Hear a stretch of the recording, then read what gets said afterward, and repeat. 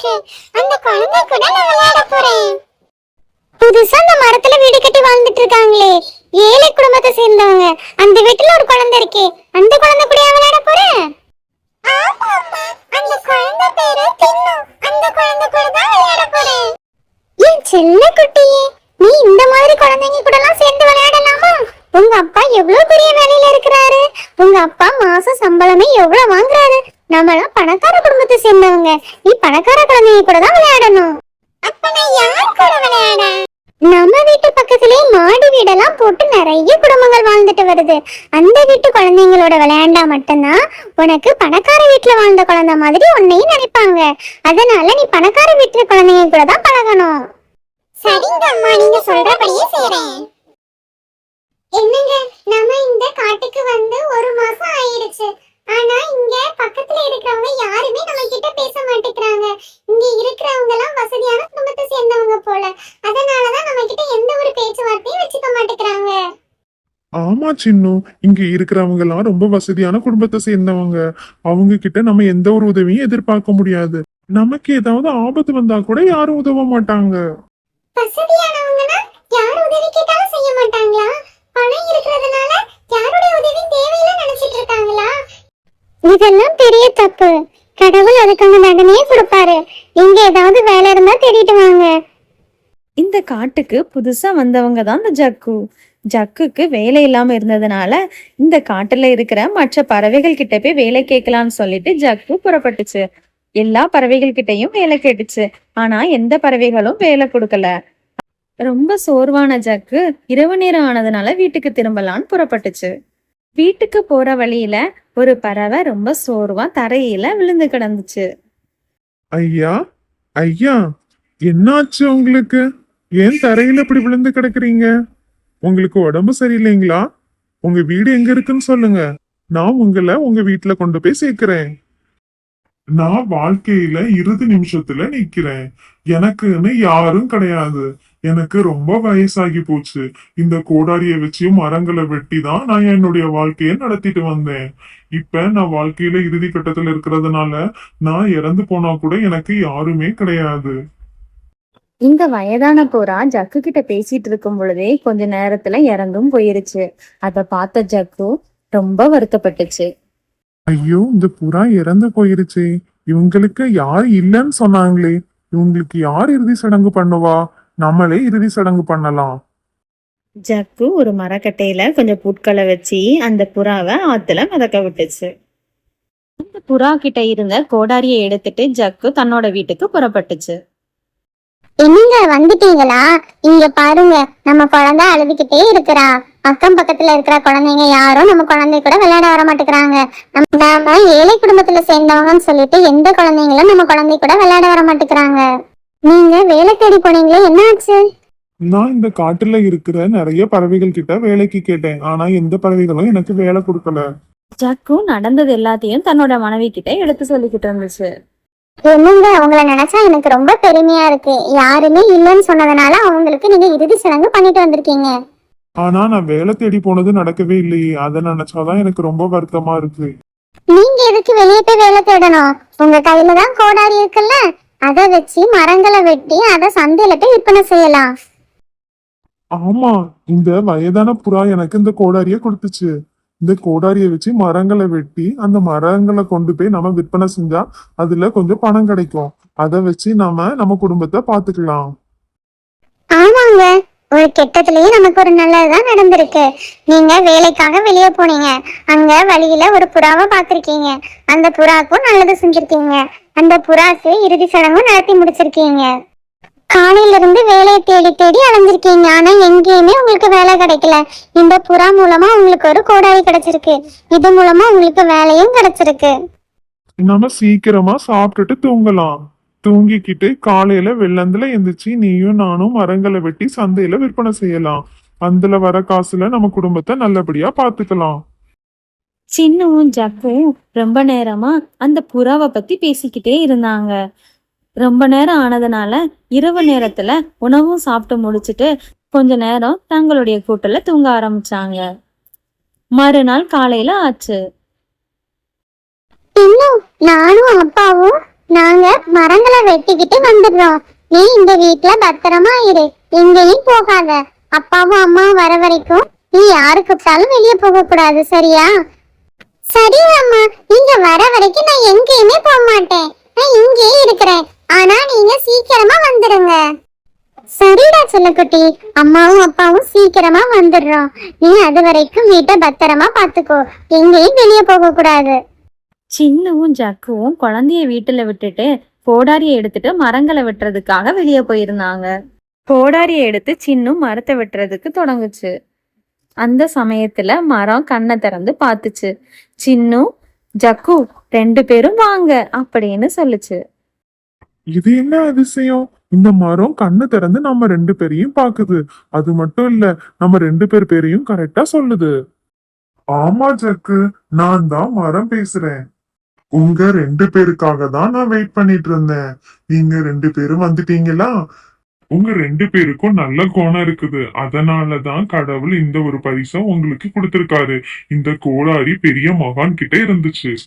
இந்த கோடாரிய வச்சிருந்த மகான் தான் உங்களுக்கு இந்த கோடாரிய உங்ககிட்ட சேர்க்கணும்னு சொல்லிட்டு அவரு நேசு உங்ககிட்ட சேர்த்திருக்காரு. அதனாலதான் நீங்க இப்ப என்ன தேடி வந்திருக்கீங்க. நான் உங்களுக்கு ஒரு பெரிய பொருள் தரப்போறேன்.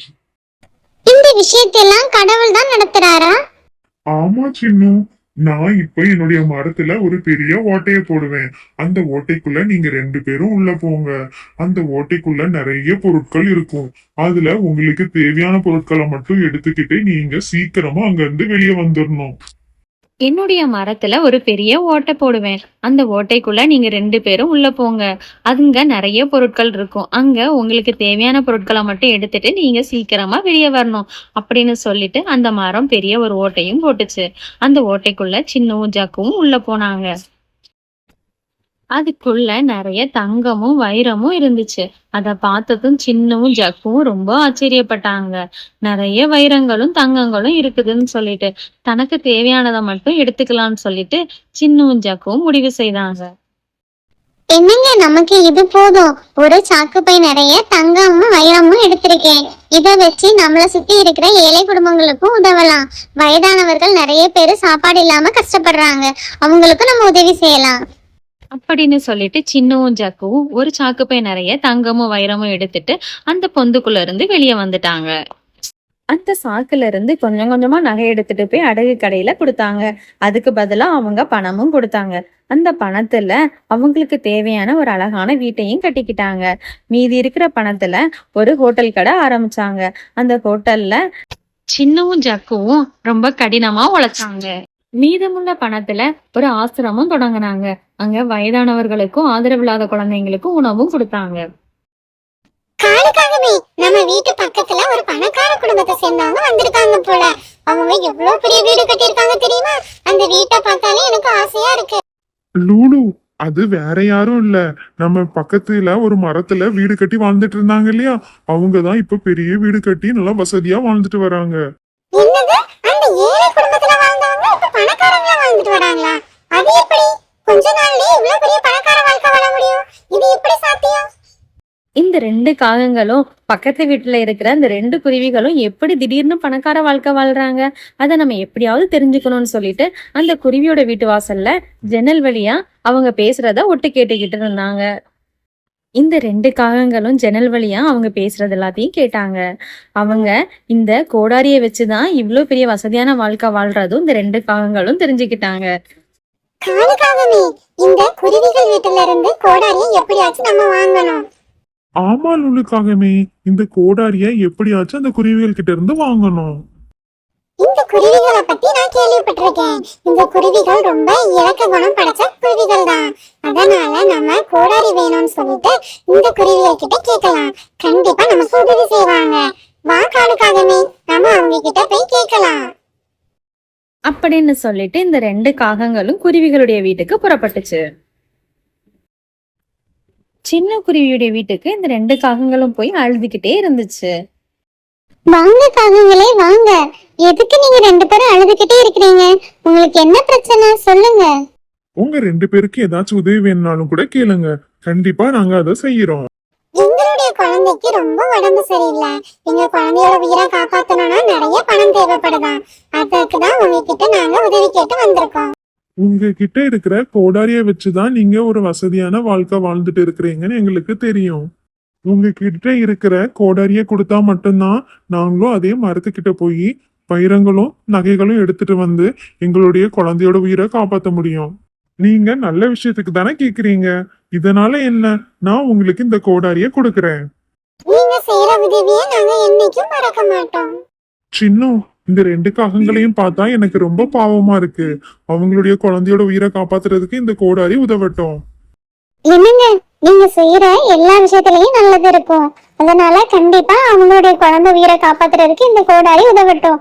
நமக்கு தேவையானதே போதுமானது. நம்ம இதை வச்சு நம்மளுடைய குழந்தைய பாத்துக்கலாம். இன்னும் அப்படி சொன்னதும் ஜக்கு கோடாரியை எடுத்து அந்த காகங்கள் கிட்ட ஒப்படைச்சது. காகங்கள் அந்த கோடாரியை வாங்கிட்டு புறப்பட்டாங்க. காலகாகவே இந்த குருவிகள் சொன்ன மரம் இதுதான். நீங்க அந்த கோடாரி எடுத்து அந்த மரத்து மேல வெட்டுங்க. அந்த மரம் நம்ம கிட்ட பேசும். காலு, லூலு, 2 பேரும் வந்துட்டீங்களா? உங்க 2 பேரையும் தான் நான் எதிர்பார்த்துக்கிட்டு இருந்தேன். என்னுடைய மரத்துல ஒரு பெரிய பொந்து தெரியும். அந்த பொந்துக்குள்ள நீங்க போனீங்கன்னா அங்க நிறைய பொருட்கள் இருக்கும். அந்த பொருட்கள்ல உங்களுக்கு தேவையான பொருட்களை மட்டும் எடுத்துக்கிட்டு சீக்கிரமா அங்க இருந்து நீங்க வெளியே வந்துடணும். 2 பேரும் நல்லா கேட்டுக்கோங்க, சீக்கிரமா அங்க இருந்து வெளியே வந்துடணும். மரம் அப்படி பேசினதும் காலுவும் லூலு ரொம்ப சந்தோஷப்பட்டாங்க. அந்த மரத்தோட பொந்துக்குள்ள நிறைய வைரங்களும் தங்க நகைகளும் இருக்குது. அங்க போய் நம்ம நிறைய எடுக்கணும் அப்படின்னு சொல்லிட்டு இவங்க 2 பேர் மனசுலயும் அதுதான் ஓடிக்கிட்டே இருந்துச்சு. அந்த மரம் பெரிய ஒரு பொந்து போட்டுச்சு. அந்த பொந்துக்குள்ள இந்த 2 காகங்களும் உள்ள போனாங்க. அப்பா, எவ்வளவு நகை, எவ்வளவு நகை, எவ்வளவு வைரங்கள். காலு, இங்க பாத்தியா எவ்வளவு நகை இருக்குது, எவ்வளவு வைரங்கள் இருக்குது. இத பார்த்தாலே எனக்கு ரொம்ப ஆசையா இருக்குது. அங்க கடந்த சாக்கு பையில 2 காகங்களும் நகைகளையும் வைரங்களையும் மூட்டை கட்ட ஆரம்பிச்சாங்க. அந்த மரம் உங்களுக்கு தேவையானதை மட்டும் நீங்க எடுத்துக்கிட்டு அங்க இருந்து சீக்கிரமா வெளியே வந்துருங்கன்னு சொல்லுச்சு. ஆனா இந்த 2 காகங்களும் அங்க இருந்த நகைகளையும் வைரங்களையும் மூட்டை கட்டுறதுலதான் ரொம்ப ஆர்வமா இருந்தாங்க. அதனால மூட்டையெல்லாம் கட்டி முடிச்சுட்டு அந்த மூட்டைகளை எடுத்துட்டு புறப்படலாம்னு சொல்லிட்டு வாசலா பாக்குறாங்க. அவங்க வந்த வாசல் மூடி இருந்துச்சு. அதை பார்த்ததும் இந்த 2 காகங்களும் அழுக ஆரம்பிச்சுட்டாங்க. லூலுக்காகவே அந்த மரம் அப்பவே சொல்லுச்சு, உங்களுக்கு தேவையானதை மட்டும் நீங்க எடுத்துக்கிட்டு சீக்கிரமா அங்க இருந்து வெளியே வரணும்னு. நம்ம இங்க இருக்கிற நகைகளையும் மூட்டை கட்டுறதுலதான் ஆர்வமா இருந்தோம். அதனாலதான் நம்மளால வெளியே போக முடியல. எனக்கு நகைலாம் எதுவுமே வேண்டாம். எனக்கு உயிரோட வெளியே போனா போதும். இந்த எண்ணம் நமக்கு முன்னாடியே வந்திருக்கணும். நம்ம அதிகமா ஆசைப்பட்டதுனாலதான் இப்ப ஆபத்துல மாட்டிக்கிட்டு இருக்கிறோம். நம்ம உயிரோட வெளியே போறதே ரொம்ப கஷ்டம். அந்த 2 குருவிகளுக்கும் இதே வாய்ப்பை தான் கடவுள் கொடுத்தாரு. ஆனா அந்த 2 குருவிகளும் தங்களுக்கு தேவையான நகைகளை மட்டும் ஒரே ஒரு மூட்டையில எடுத்துட்டு வந்த நகையும் வச்சு தங்களுக்கு ஒரு அழகான வீட்டையும் அவங்கள மாதிரி கஷ்டப்படுறவங்களுக்கு ஆசிரமும் கட்டி கொடுத்து அங்க சாப்பாடும் கொடுத்து மற்ற பறவைகளுக்கு உதவுனாங்க. ஆனா இந்த 2 பறவைகளும் பொய் சொல்லி ஏமாத்தி அந்த கோடாரியை வாங்கிட்டு வந்தாங்க. அது அங்கிருந்த நகைகளையும் வைரங்களையும் தங்களுடைய வீட்டுக்கு எடுத்துட்டு போகணும்னு மட்டும்தான் அவங்களுடைய மனசுல இருந்துச்சு. மற்றபடி மற்றவங்களுக்கு உதவி செய்யணுங்கிற எண்ணம் அவங்களுக்கு துளி அளவு கூட இல்லை. அதனாலதான் அவங்க ஆபத்துல மாட்டிக்கிட்டாங்க. இந்த ஸ்டோரி பிடிச்சிருந்தா லைக் அண்ட் சப்ஸ்கிரைப் பண்ணிக்கோங்க. பாய் குட்டீஸ், பாய்.